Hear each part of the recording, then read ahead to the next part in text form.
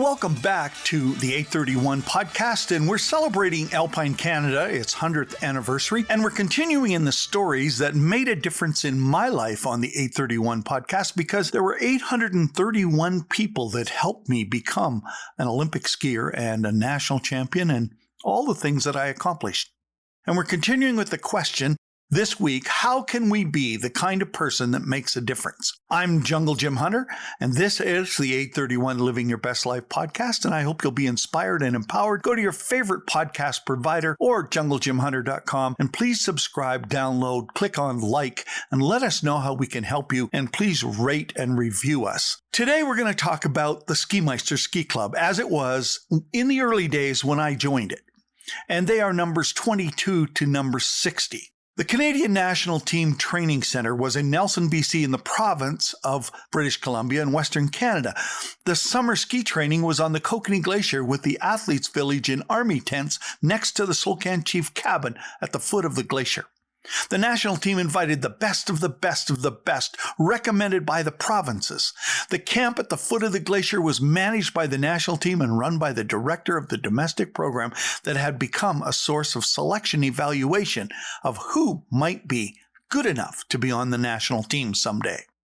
The Skimeisters was growing each year, and in 1967 was a club of about 25 kids and 6 coaches and various volunteers that did the jobs that had to be done. The Skimeisters discussed with my dad to send me to the camp.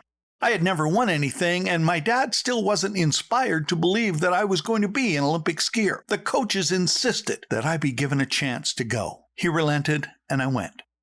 The Skimeisters Club was unique because it was started by a group of friends that came from Manitoba, and they set exceptionally high standards for what they were about.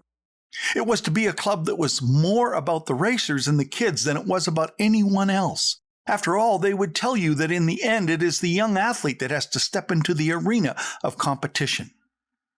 In the 2.5 years as a Skimeister that I had been with them, everything they did was raising my desire to be the best. We stayed in youth hostels, bed and breakfast places, because it was the most affordable way to train and race in the winter. In the spring, we hiked when the lifts were closed to high places to train. We carried the gates to the top of the mountain.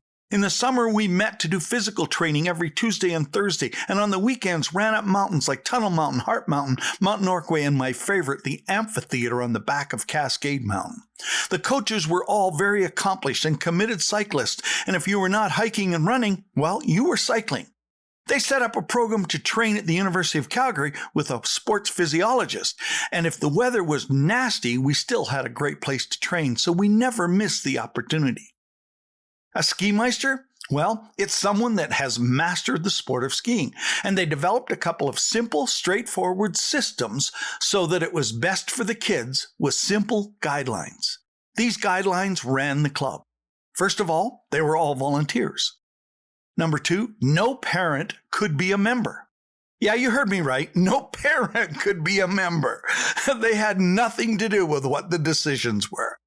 Number 3, every child earned the right to be on the club because of commitment. You had to earn the right. Number 4, every activity was available for every kid designed to strengthen the body and the character of the kid. Number 5, each year they will prepare kids to have a chance to make the national team. And finally, number 6, kids earned each opportunity on merit. Every one of these activities was a test. They did not push you. They didn't tell you it was a test.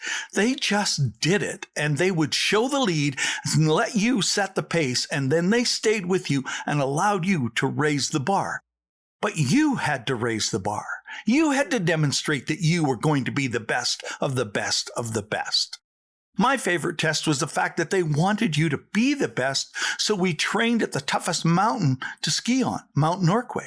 At the end of the day, we would train tough courses, ski the Lone Pine, the Bowl, the North American runs, and then each weekend we would jump off the Olympic jumps to learn how to be comfortable in the air. The first time I trained there, after a full day of skiing, the coach told me there was a power line, cut line from the end of the parking lot that crossed the road 4 times the switchbacks down to the number 1 highway. This meant after a full day of skiing, you ran in virgin snow straight down while the coach drove the 7 to 8 kilometer 7 switchback ski hill road to the highway. The goal? Beat the coach to the highway. I was loaded with my equipment in his car and without hesitation took off running in my ski boots. I ran, stumbled, rolled, fell, fought for every step. The first time the coach beat me, but next time I had changed into my running gear and hiking boots, and with only one thing in mind, I would beat the coach. Every athlete had the same opportunity, but in all the years I was a Skimeister, few athletes took up the challenge. They laughed at it, they mocked me, they made fun of me, but I did it anyway. The coaches constantly created opportunities to excel, which is exactly what they were looking for. My mom thought I would need protection from the sun going to the glacier at the summer camp, and so bought me a styrofoam safari hat. I liked the Slocan Chief cabin and stepped into the best training environment I had ever been in. Canadian Army tents at the foot of the glacier. And Jungle Jim was born. How do I say thank you enough to the Skimeister Ski Club that allowed me to step into an environment of opportunity to be the best? Each athlete I skied with was raising the bar, and I watched many join the national team because of the pure program they ran. 831 people helped me because I was willing to do the work before being asked to do so. The Skimeister Club had stiff competition across Canada, and I soon learned that the clubs in almost every province were raising champions the same way. It was not about the privileged, gifted, talented, politically connected. It was about those willing to be crazy enough to define what Canadians are. In the second verse of our national anthem, it says this: "The land of hope for all who toil, the true north, strong and free." We memorized the national anthem and we sang it proudly because we knew that this was a land of hope where we could all toil and become the true north, strong and free.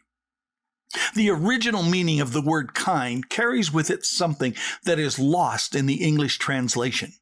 Its core meaning is being kind is chiefly an act of grace, but it also refers to an act that is useful, serviceable, and adapted to its purpose. In other words, the act of doing something for someone else is not only good, but good for you.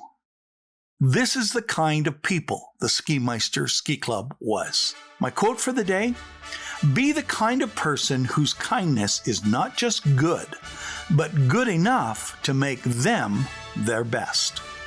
I'm Jungle Jim Hunter, and you've been listening to 831 Living Your Best Life podcast.